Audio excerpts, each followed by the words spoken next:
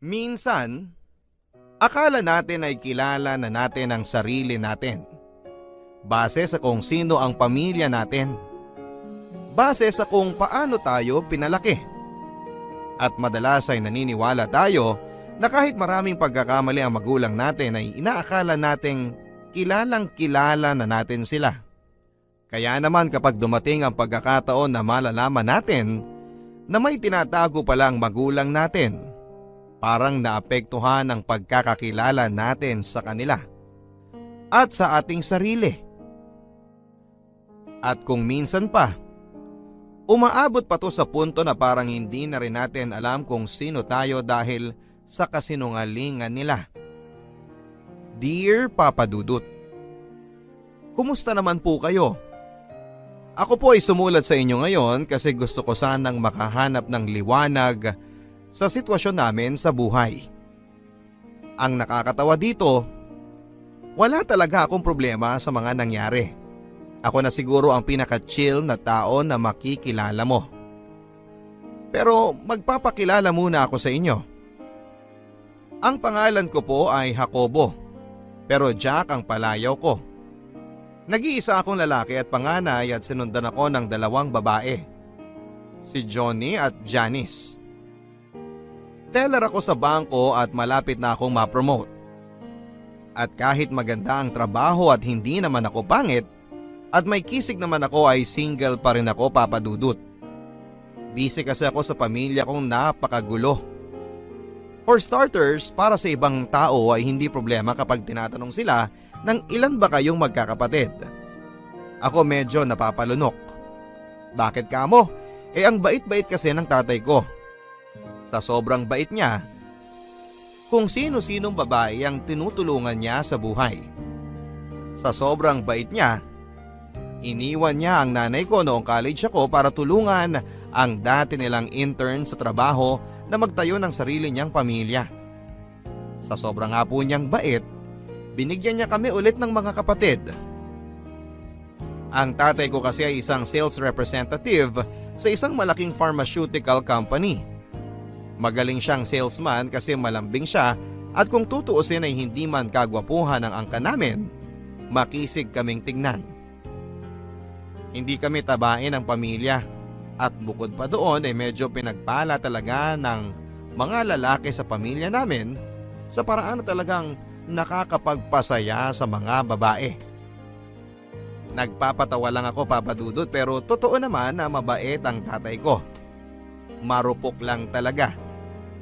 2 lang ang bisyo ng tatay ko: music at babae. Hanggang sa pagtanda ay updated ang tatay ko sa music. Doon sila magkasundo ng nanay ko. Pero maraming pinag-awayan na babae ang nanay at tatay ko. Ang pinakamalala ay si Rina. Na-inlove talaga si Papa sa kanya kaya nagdesisyon tong iwanan ng mama namin. Ang nakakatawa at nakakahiya na nakakaloka doon, matanda lang ng 2 taon sa akin si Rina. Pero ayun nga, maana ako sa tatay ko kaya mabilis akong magpatawad. Kaya naman napatawad ko siya kaagad.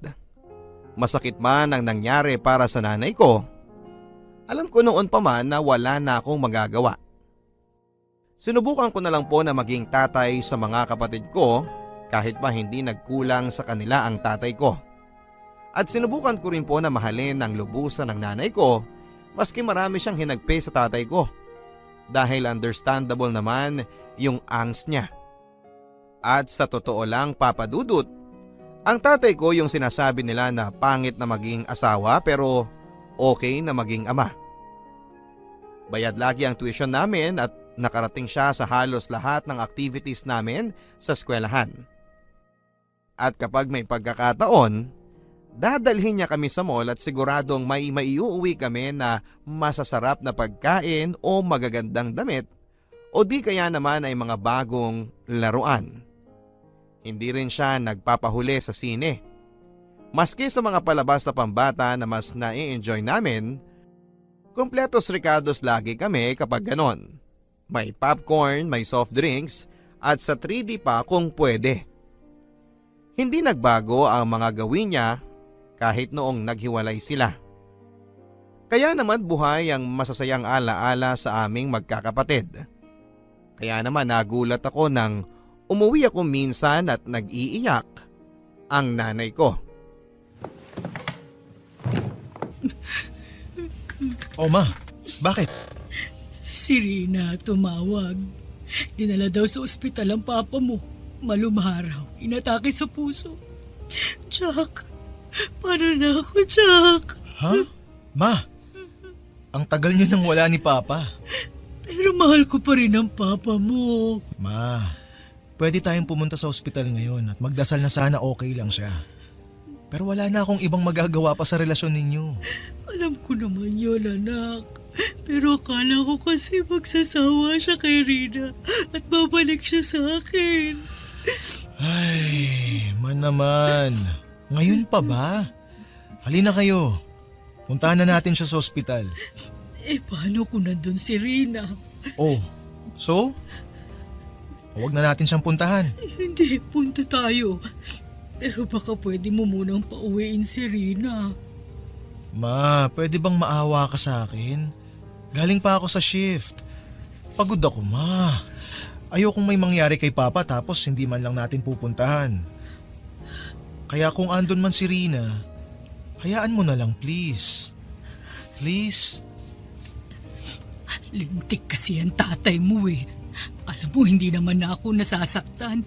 Iniisip ko lang yung anak niya kay Rina. Napakabata pa nun. At siguro, yung Rina na yan, hindi naalagaan sa kain ng tatay mo. Siguro hinayaan lang niyang kumain ng kung ano-ano. Ang tagal na ng hypertension ng tatay mo. High school ka pa lang. 10 taon na nung umalis siya dito. Siguro todo na yung kolesterol niya kaya na ospital siya. Wala na akong magagawa para sa kanya. Sana lang may pera yung Rina na yon para mapagamot siya ng tama. Mama, aalis na po ba tayo o maglilitanya ka muna? Oy, heto na. Balik ka na.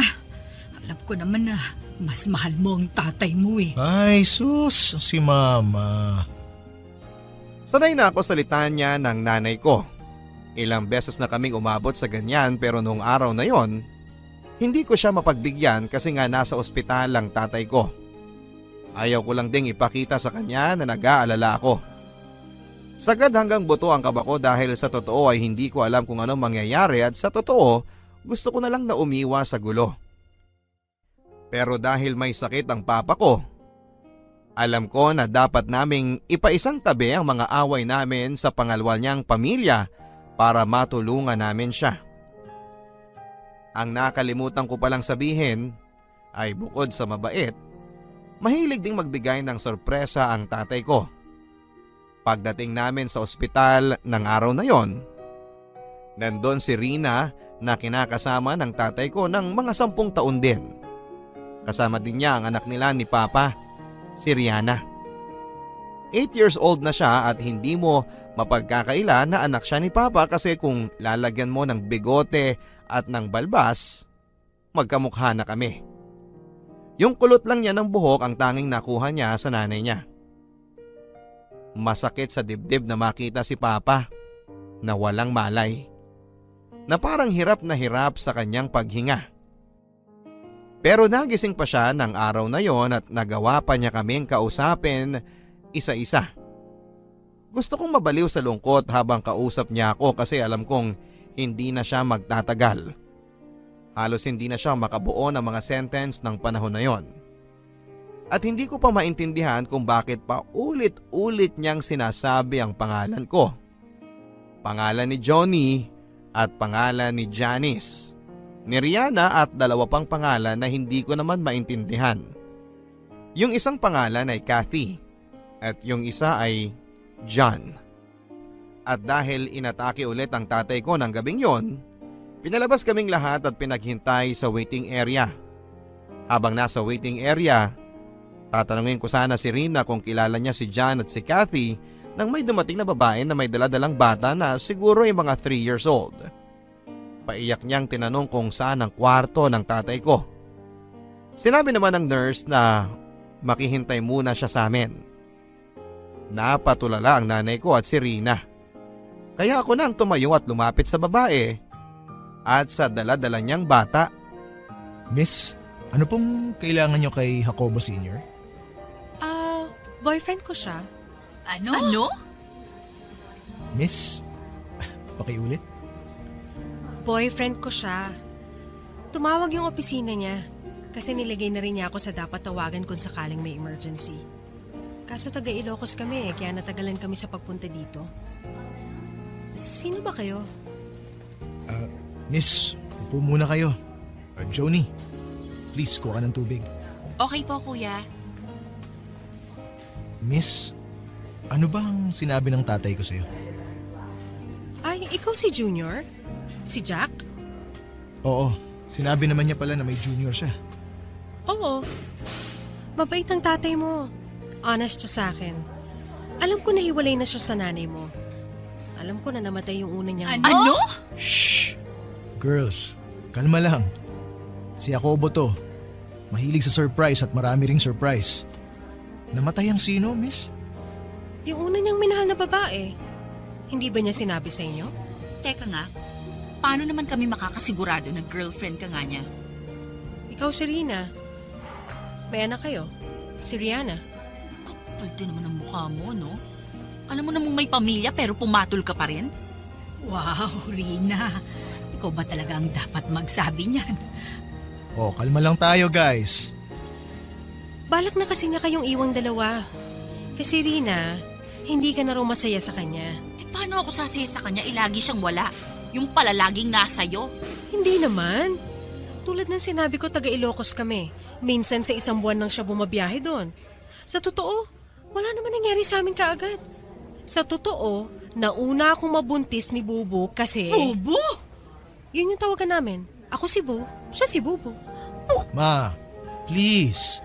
Sana huwag kayo magalit sa akin. Rina, Mama Rina. Nako, huwag mo nga akong matawag-tawag na mama ha. Baka masungal-ngal kita dyan. Ma, kalma lang tayong lahat. Walang may kasalanan dito. May asawa at anak yung tatay mo at alam niya pero wala siyang kasalanan? Rina, medyo malabo talaga kung ikaw ang hihirit niyan eh. Ang punto ko lang, Jack, kung may malasakit talaga siya sa tatay mo, hindi niya hinayaan na magbiyahe para lang puntahan siya. At siguro, hindi niya binantayan ang kinakain ng tatay mo kaya nagkaganyan. Ang tagal-tagal ng may hypertension ng tatay mo, alam niyo ba yon? Oo, Rina. Alam ko yun. Kasi ako yung legal na asawa, hindi ba? Hindi ko naman inaalis sa inyo yon. Pero hindi na siya masaya nun. Pero mas matagal siya masaya sa akin kesa sa'yo. Eh ano naman, mas matindi naman yung saya niya sa akin. Magpapakasanak mo dapat eh. Para sa anak namin. Para kay Katie. Ano? Sandali lang, may lilinawin lang ako ah. Ako lang muna magsasalita, pwede? Rina, Mama? Ma, ako na lang muna. Miss, anong pangalan mo? Angelo, Ilang taong ka na? 23. Anak niyo yung bata? Oo, 3 years old na siya. Nakapanganak na ako nung naging kami ng papa mo. Paano mo nakilala si Papa? 18 pa lang ako noon nung naging customer ko siya. Ano? Sa spa. Papa Dudut, hindi ko na po sasabihin kung anong klaseng spa yun. Pero sa totoo ay hindi na ako nagulat sa mga narinig ko. Buong buhay ko ay pangalan ng babae ang naririnig kong pinag-aawayan nilang mag-asawa. Siguro dahil dito handang-handa ako sa pagkakataon na baka meron nga kaming mga kapatid sa labas. Hindi ko lang inaasahan na maski 28 years old na ako, may kapatid pa pala ako na 3 years old pa lamang. Pinanindigan talaga ng tatay ko na makisig ang mga lalaki sa pamilya namin. Pero ayon, maski anong kisig pa niya, alam ko na mahina din siya, marupok nga. Naalala ko tuloy nung umiral ang pagka-marupok niya sa ibang tao. Grade 3 ako at pauwi na galing ng school. Biyernes yon ng hapon, paborito ko papadudot ang biyernes ng hapon kasi walang pasok kinabukasan. Makakapag-bike ako. Gustong gusto ko yung bike na yon na kulay green. Kapag nakasakay ako ay feeling ko ay superhero ako at yung bike ko naman na green ay si Battle Hopper. Sa imagination ko ay marami na kaming nailigtas na mga naaapi at natalong mga masasamang loob, Papa Dudut. Nagmamadali akong nagpalit ng pambahay ng hapong yon. Excited akong maging si superhero muli. Nang kukunin ko na yung bike sa gilid ng banyo namin, kung saan ko ito itinatabi ay wala na ito. Para akong nagpanic attack. Hinanap ko sa mama ko yung bike ko at medyo nadurog ako sa mga sinabi niya. Ilang oras daw pagkaalis ko papasok sa school ay kinuha raw ng tatay ko yung bike. May kumpare raw siyang dumating galing Baguio at kasama yung bunsong anak nito na siyang inaanak ng tatay ko. Naisip kasi ng tatay ko na masyado na akong lumalayo ng bahay kapag nagbabike ako, baka raw ako maaksidente. Kaya ibibigay na lang niya sa anak ng kumpare niya. Hindi ko maintindihan dahil pwede naman akong pagsabihan na huwag lumayo kapag nagbabike o pwede naman niya akong bantayan. Sa pag-uwi ng tatay ko ng gabing yon, wala siyang kahit na anong paliwanag na ibinigay sa akin. Napag-alaman namin na balak niyang ipaanal ang kasal nila ni Mama para kay Angelo. Kaya naman todo ang iyak ng nanay ko. Pero mas todo ang iyak ni Rina dahil kahit kailan, hindi naisip ng tatay ko na gawin yon para sa kanya.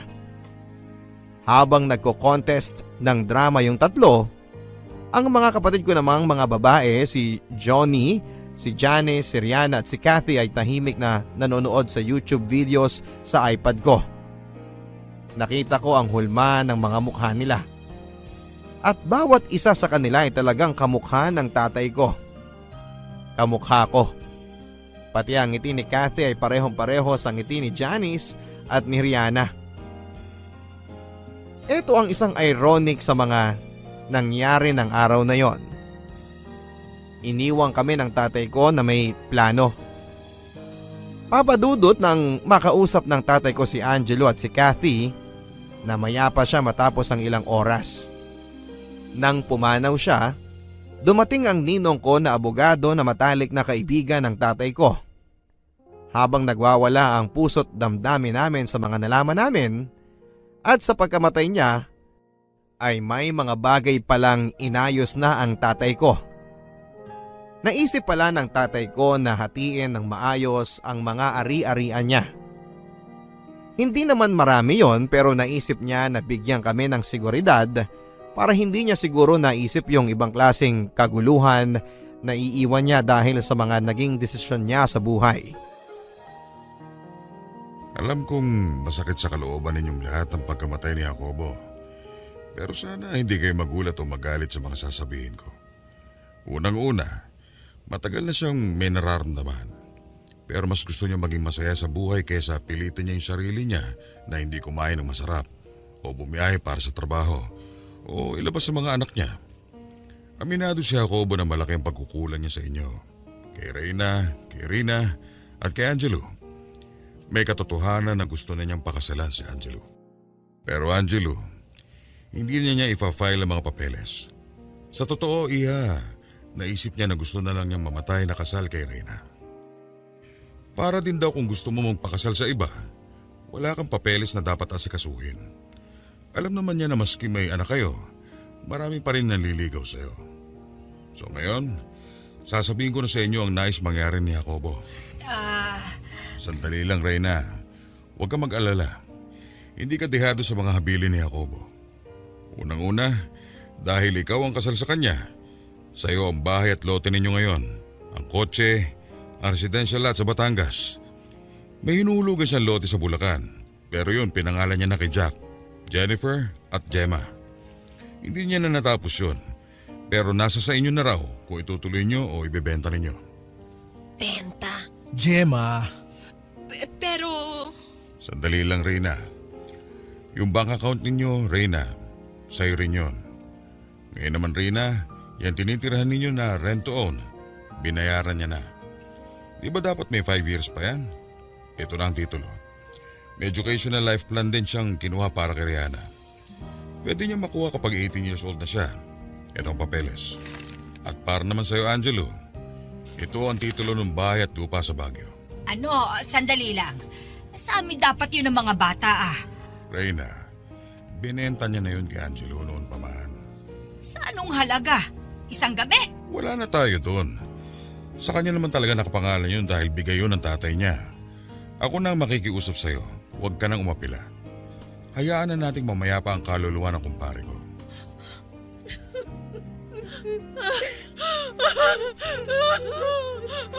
Ninong, wala na po bang tinatago si Papa?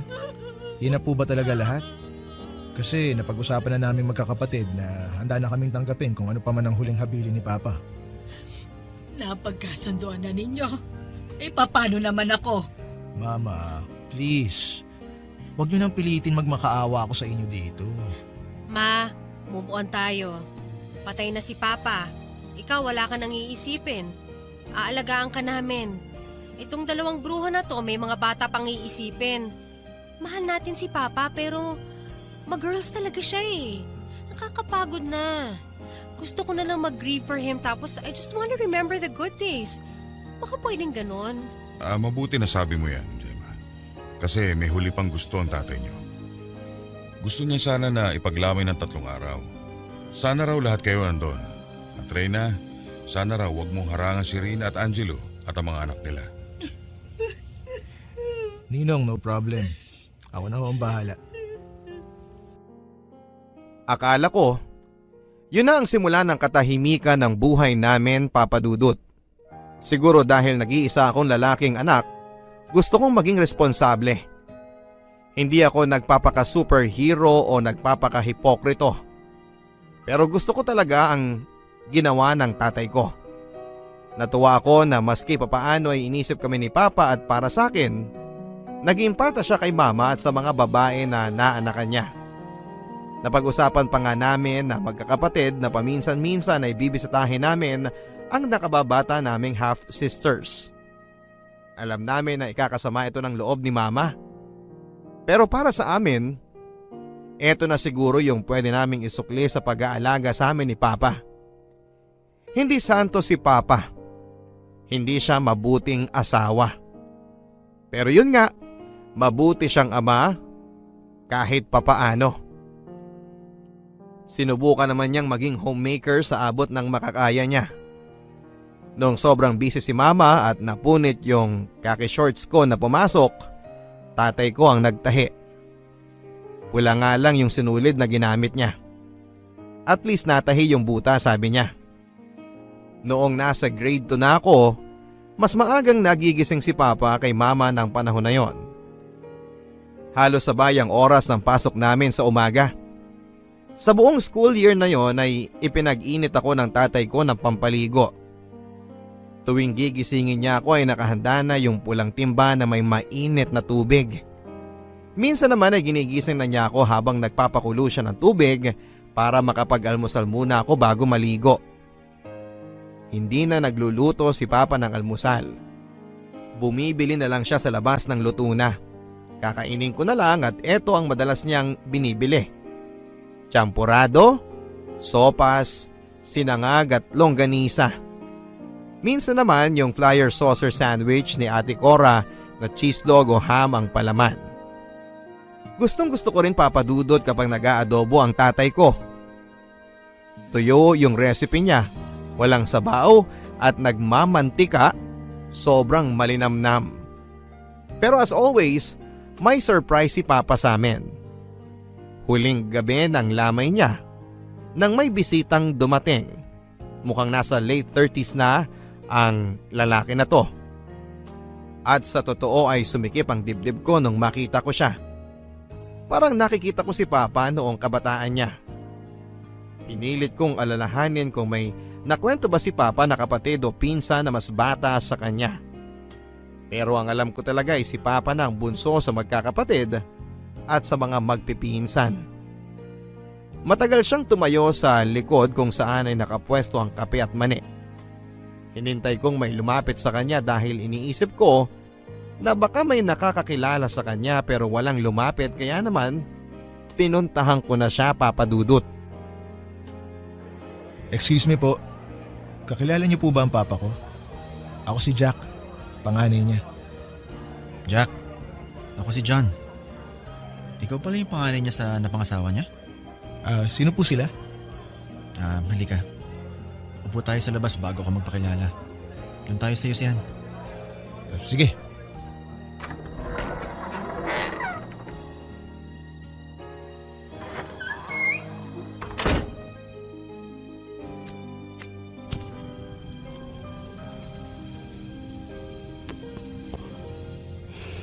Jack, huwag ka sana mabibigla ha. Pero ako ang totoong panganay ni Papa. Ha? Pasensya ka na ha. Nabigla yata kita. Bago makilala ni Papa mo ang mama mo, nabuntis niya ang nanay ko. Ayaw silang ipakasal ng lolo at lola ko kaya nilayo ang mama ko sa papa mo. Kaso namatay ang mama ko bago pa ako mag 1-year-old. Ang kwento ng mga kapatid ni Mama, gusto raw akong kunin ng papa natin pero hindi pumayag ang lolo ko. Kaya mo ka ba? Nag-iyosi ka ba? Gusto mo? Hindi. Hindi ako nag-iyosi. Sana nga eh. Sorry talaga, Jack. Binibisita kasi ako ni Mang Jacobo. Yun kasi ang napagkasunduan namin na itatawag ko sa kanya. Ang tumayo kasi na tatay ko ay yung asawa ng tita ko. Sila na nagpalaki sa akin. Mabait yung tita ko na nanay ko na rin. Nung may muwang na ako, hinanap niya ang papa natin para sa akin. Nakapag-usap kami at paminsan-minsan binibisita niya ako. Huli niyang bisita mga 5 years ago. Una't huling beses niya akong pinagalitan noon kasi may 2 akong panganay sa ngayon. Sana nakinig ako.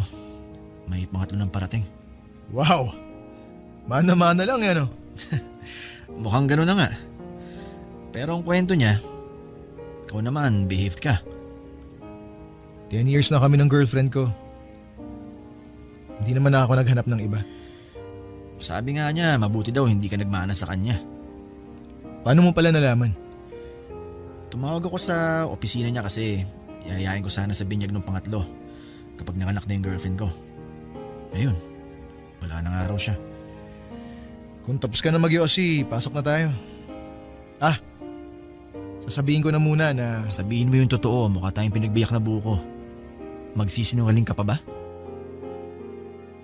Hindi ko sinunod si John sa suhestyon niya. Pero maski ganun pa man ay natunugan pa rin ni Mama, ni Rina at ni Angelo kung sino siya. Pero siguro dahil sa pagod ay wala nang nagsalita sa kanila.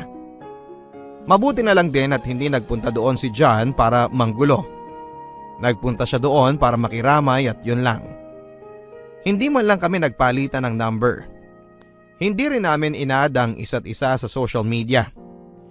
Pero hindi ko alam kung bakit. Kung bakit nagkaroon ako ng kaunting inis sa kanya. At sa tatay ko. Buong buhay ko akala ko ay ako na ang uniko iho tapos ngayon ay biglang may kuya pala ako.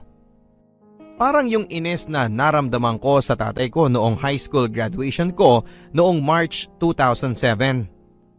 Nung araw na yon ay parang naka-autopilot siya. Baka sa mukha niya ang pagiging hindi palagay. Mistulang naiinip, nakakadurog ng puso papadudo dahil milestone yon para sa akin. Hindi man ako kasama sa honorable mention na itawid ko naman ng maayos ang high school. Ramdam ko na habang kumakain kami sa isang restaurant para i-celebrate ang graduation ko ay parang gusto na niyang umuwi. Sukat na sukat ang mga reaksyon niya. Aaminin ko na medyo naguluhan ako noon kasi hindi naman siya ganun. Ibinibigay naman niya ang atensyon at reaksyon na akma para sa sitwasyon. Pero nung time na yun ay medyo off. Iniisip ko na lang na baka may mga pinoproblema siya sa kanyang trabaho. May mga bagay siya na kailangang asikasuhin. Mga kota na nabinbin dahil kinakailangan niyang sumama para makita niya akong magmaratsa. Hindi ko nabasa na ilang taon na pala mula noon ay iiwanan niya kami para sa iba. Matapos ang libing ng tatay ko, hindi pa rin ako mapakali. Hindi ko alam ang gagawin ko kaya maski alam kong baka pagsisihan ko, kinausap ko ang mama ko.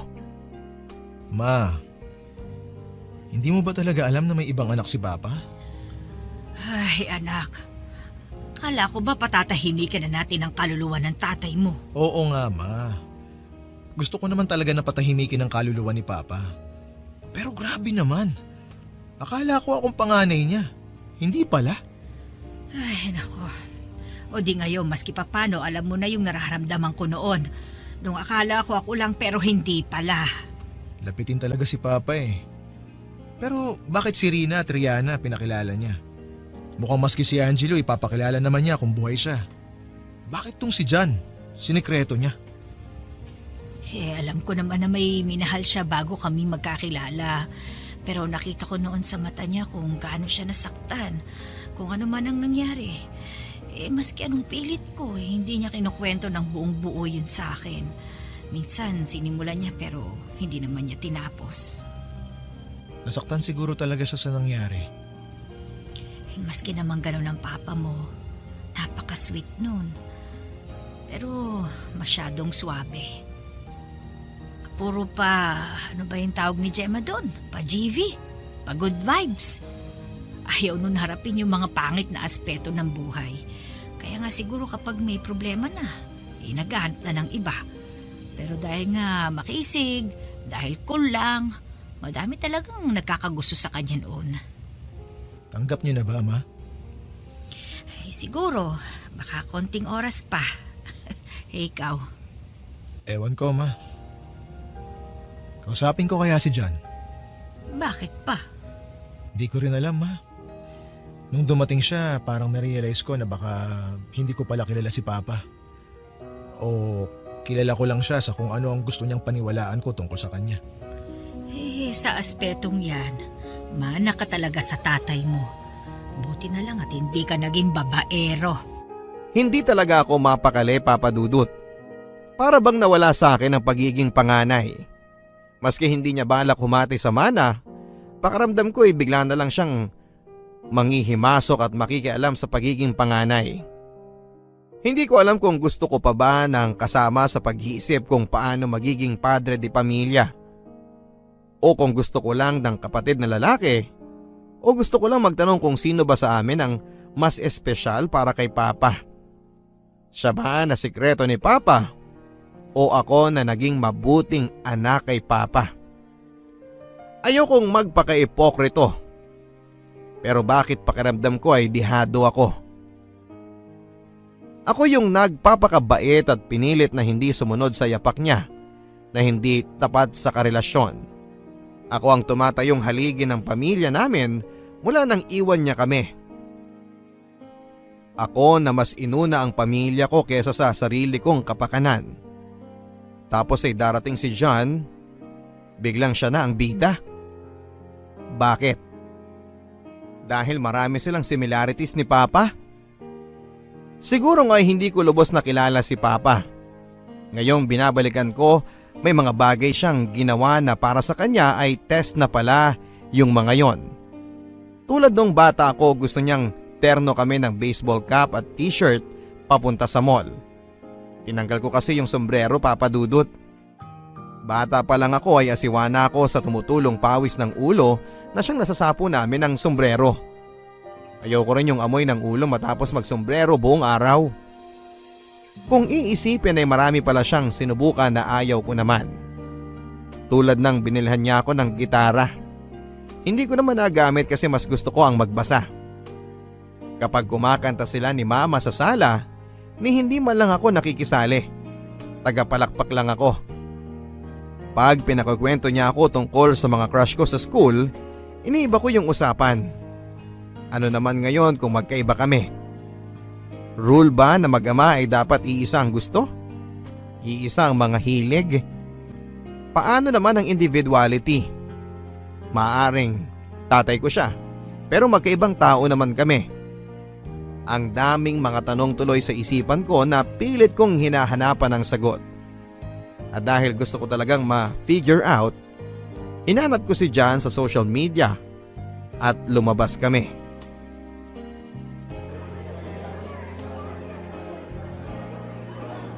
Miss, isang bucket at isang sisig. Tapos dalan mo na rin kami ng mga matamis mong ngiti. Okay po. Oh, Jack. Kumusta? Para kang si Papa sa mga waitress ah. Galit na galit si Mama noon kapag nilalandi ni Papa yung mga waitress. Nung nakilala ko siya, medyo naintindihan ko na kung bakit ganun ang ugali ko. Yung tatay-tatayan ko kasi, torpe. Kung hindi pa niya nabuntis tita ko, baka hindi pa sila nagpakasal. Kailan mo nakilala si Papa? Siguro mga 7 years old ako noon. Namatay na kasi si Lolo, tapos si Lola naman parang nawala na ng gana sa buhay niya. Kaya hinanap na siya ng tita ko. Well, when I say tita, I mean my mama. Siya na talagang mama ko para sa akin. Ganun din naman siya eh. That's good. Oo, swerte ko lang din. Sa totoo, kung lumaki ako sa tatay natin, baka mas magulo pa buhay ko ngayon. Hindi naman magulo ang buhay namin. Hindi denial ka lang, Jack. Magulo ang buhay mo noon. Baka ngayon hindi na. Pero tuwing nagkikita kami ni Mang Jacobo, may bago siyang kwento. May bago siyang gusto. O ito, atin na lang ha. Si Angelo, pinangakuan niya ng kasal. Pero may isa pa siya nagustuhan. Taga Baguio naman. Pero 5 years ago na yon. Siguro nadali niya na tong si Angelo kaya pinanindigan na niya. Huwag mo naman bastusin ang tatay natin. Jack. Wait lang pare. May lilinawin lang ako sa'yo. Si Papa mo, si Mang Jacobo, ang tatay natin, mabait talaga. Palatawa, mahilig sa music. Music at babae ang bisyo niya. Di ba si Rina na in love dyan dahil sa kakavideo nila sa opisina? Tapos titira yan ng mga Beatles, mga John Lennon. Alam mo ba kung bakit Jack ang nickname mo? Hindi yun dahil sa Jacobo. Jack ang nickname mo kasi gusto niya si Jack Johnson. Ako naman John kasi hilig nila ng biological mom ko ang Beatles. Ang iba nating kapatid, di ba mga sikat na singers din ang pangalan nila? Katie, Rihanna, Joni? Joni Mitchell. Janis, Joplin. Tama. Bakit niya kinuwento to sa'yo? Uy, ngayon ka pa magsaselos? Wag ah. Anyway, 17 na ako nung nakita kami ulit. Ako na naghanap sa kanya. 7 or 8 years old ka nun. Hindi ko din alam kung bakit hinahanap ko siya. Siguro nga dahil hindi ako makarelate sa tatay-tatayan ko pero nung nagsimula kami magkita, para ako nagkaroon ng kuya eh. Hindi ko na siya maituring na tatay pero ramdam ko na relate ako sa kanya. Natuto ako mag-yosi at uminom sa tatay-tatayan ko. Pero sa kanya ko natutunan yung videoke. Yung natural na pagmamahal sa iba't ibang klaseng babae, parang nasa dugo. Pero lagi niyang sinasabi nun na ikaw daw mana ka sa mga tiyuhin mo. Sa mga kapatid ng nanay mo. Mga one-woman man. Tuwang-tuwa siya na ganun ka. At least daw, hindi ka napapatrouble tulad niya. Kaya ba parang hindi malapit ang loob niya sa akin? Hindi ko na alam yon. Basta nakakwento niya lagi kayo mga kapatid ko. Yung bunso, nalaman ko lang dahil nagpadala siya ng picture. Pero hindi na nga kami halos nakikita noon dahil madala siya sa Ilocos. Hindi mo man lang naisip na pagsabihan siya? Yun nga kasi Jack, magkaiba kayo ni Mang Jacobo. Nakakatawa nga ngayon na isipin na maski Papa ang tawag mo sa kanya, mas pareho pa yata kami ng pagkatao. Buti may oras pa siyang magpakilala sa'yo. Nakikita kami 2 to 3 times a year. Birthday niya, birthday ko, at death anniversary ng totoong nanay ko. Sana hindi naman sumama ang loob mo. Bakit naman sasama ang loob ko? Mahilig sa babaeng tatay natin eh. Ganun talaga. Nagkataon na mana ka sa kanya. Ako hindi. Pero good boy na to. Talagang last na to. Hindi ko naman balak daigin ang record ng tatay natin eh. 4 na panganay tayo kung tutuusin. 6 na magkakapatid. Isipin mo ang tulis niya. May 3 years old pang naiwan. Bakit parang natutuwa ka pa? Di naman. Namamangha ako pero hindi natutuwa. Isipin mo ganun kalakas si Emilia niya. Si Emilia natin. Bro, wag naman ganyan. Maski barkada ang turing mo sa kanya, Tatay ko pa rin yun. Pare, sorry. Minsan nakakalimutan ko rin na biological father ko siya. Aaminin ko sa'yo naging magkaibigan talaga kami. Marami din kami napagkwentuhan. Marami siyang nakwento na pagsisisi, pati pangarap. Naisip ko nga noon, maski 62 na palang isang tao, nangangarap pa rin.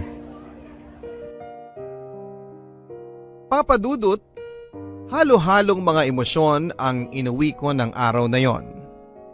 Hindi man ako nagalit ng todo sa tatay ko dahil iniwan niya ang nanay ko o dahil nagkaroon pa siya ng mga anak sa labas. Ngayon ay galit na galit ako sa kanya. Hindi ko kasi maintindihan kung bakit parang mas close pa siya sa taong to kesa sa akin. Hindi ko maintindihan kung bakit parang mas marami silang pagkakapareho kesa sa amin. Hindi ko alam kung bakit parang mas maraming alam yung Jan na yon sa mga balak ng tatay ko sa buhay at hindi ko alam kung bakit mas kilala pa niya ang tatay ko.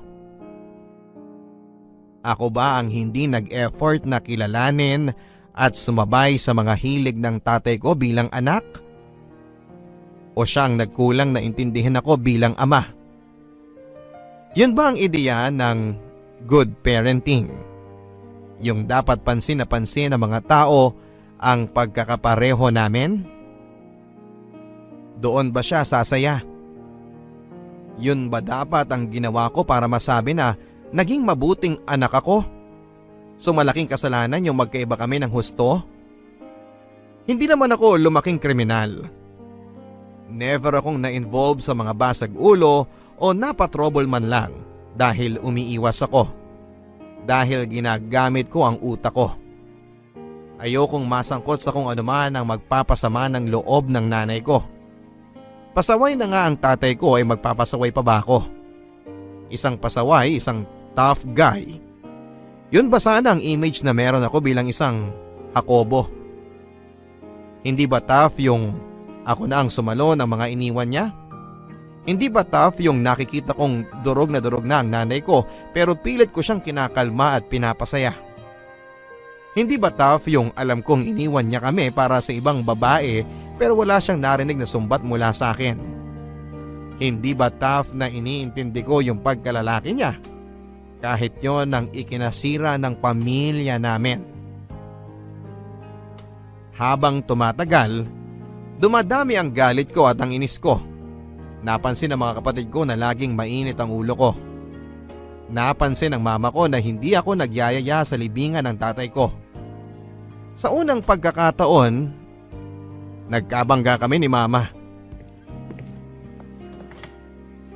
Oh, 40 days ng papa mo. Bakit hindi ka pa nakabihis? Hindi ako sasama sa inyo. Uy, bakit? Bakit pa? Sino magdadrive? Yan lang ba ang silbi ko sa inyo? Ay naku, Jack. Huwag ka nang mag-inarte. Ano ka ba naman? Magtigil ka nga. Pag kayo yung nag-iinarte, okay lang. Pag ako, dapat magtigil ako? Ay hindi okay. Iniisip mo mana ka sa tatay mo. Ang totoo, hindi. Mana ka sa akin. Hindi ka chill. Hindi ka cool. Di ba yun ang akala mo sa sarili mo? Ngayon na, nakakita ka ng tao na parang tatay mo talaga. Nakikita mo tatay mo sa kanya pero hindi mo makita yung sarili mo sa kanya. Kaya ang init ng ulo mo. Ano bang pinagsasabi niyo, ma? Naglilitaan niya na naman kayo dyan Bakit hindi? Simula nung kinita mo yung dyan na yan ang init ng ulo mo. Pag-isipan mo nga kung bakit. O ano? Isipin mo! Hindi ko lang po kasi maintindihan, ma Bakit mas kilala pa niya si Papa kaysa sa akin? Kasi nga, magkaibigan sila ng papa mo noon. Hindi naman yan tinuring na anak ng tatay mo. Pero ganun na lang yun? Kukwentuhan na lang siya ni Papa ng lahat na nangyayari sa buhay niya? Alam niyo ba na mas nauna niya pang nalaman yung tungkol kay Katie kaysa sa atin? Nauna pa siya kay Rina. Anak, alam ko na gusto mong isipin ang lahat ng mabuti tungkol sa tatay mo. Pero nung iniwan niya tayo, doon ko unang natanggap na tao lang pala siya. May kahinaan siya. Marami siyang pagkakamali. Siguro nga nahirapan kang tanggapin yun kasi mahal na mahal mo siya. Alam kong iniidolo mo siya noon Pero marami siyang itinago sa atin. Iniisip mo siguro na wala ang pagka-espesyal mo dahil may iba pa pala siyang anak na lalaki na mas kapareho niya ang ugali. Kaya naman, Ma, ba't ganun si Papa? ay naku anak. Yun na siguro ang una at huli kong matinding iyak para sa tatay ko. Namatay siyang maraming sekretong naibunyag. Pero kahit ganun pa man ay hindi ko alam kung talagang kilala ko siya. Akala ko noon, pwera na lang sa pagiging babaero ay mana ako sa kanya. Pero hindi rin pala. Hindi ako kasing cool o kasing flirt ng tatay ko. Hindi ako mahilig lumabas ng bahay, mas homebody ako. Akala ko din noon ay mahilig akong bumiyahe. Na-realize ko na hindi rin pala. Kinita ko pa ulit si John pero mas lalong naging masakit sa akin kasi habang tumatagal ay nakikita ko na mas mana talaga siya kay Papa. At oo nga pala, salesman ng mga pyesa ng kotse si John. Ito pa ang kwento niya. May naanakan siya sa Mindanao, sa Visayas at itong balak niyang pakasalan na taga Luzon. Pero para talaga siyang si Papa kasi hindi siya nagkukulang sa sustento sa lahat ng anak niya. Ang panganay niya ay kasing tanda lang ni Rihanna at yung sumunod ay matanda lang ng konti kay Kathy. Kung nalilito ka Papa Dudut ay mas lalo naman ako. Pero ano bang magagawa ko? Yan ang iniwan na buhay sa amin ng Papa ko. Ang problema ko lang ngayon ay yung galit na nararamdaman ko sa tatay ko ngayon. Bakit ngayon pa kung kailan wala na siya? Kung kailan hindi niya maipaliwanag ang sarili niya? Hindi ko din maipaliwanag sa sarili ko pero gusto kong makipagkitang muli kay John dahil parang nakikita ko si Papa sa kanya. Weird ba? Gusto kong magkwento pa siya sa akin ng mga napagkwentuhan nila ni Papa. Pero yun nga, lumalim ang sakit habang tumatagal. Sino ba ang dapat kong kausapin? Dapat ko bang aminin kay John ang galit ko sa tatay namin? Dapat ko bang sabihin sa kanya na naiinggit ako sa naging relasyon nila? Gusto kong mawala tong nararamdaman ko Papa Dudut. Ang nakakatawa nito, ang nanay ko, okay na. Parang dahil sa pagkamatay ng tatay ko ay naging maaliwalas ang buhay para sa kanya. Madalas niyang kausap si Rina at silang dalawa ay parang naging magkakampi laban kay Angelo. Si Angelo naman wala nang pakialam sa amin at hindi na sumasagot sa text kapag kinukumusta namin yung kapatid namin. Ang sabi ng kapatid ko, nung in-stalk nila sa Facebook ay may bago na raw karelasyon na medyo mas bata lang sa tatay namin. Ang mga kapatid ko naman, okay na rin Papa Dudut. Nami-miss nila si Papa. Pero okay lang sila na may kuya pa sila. Pero lagi nilang sinasabi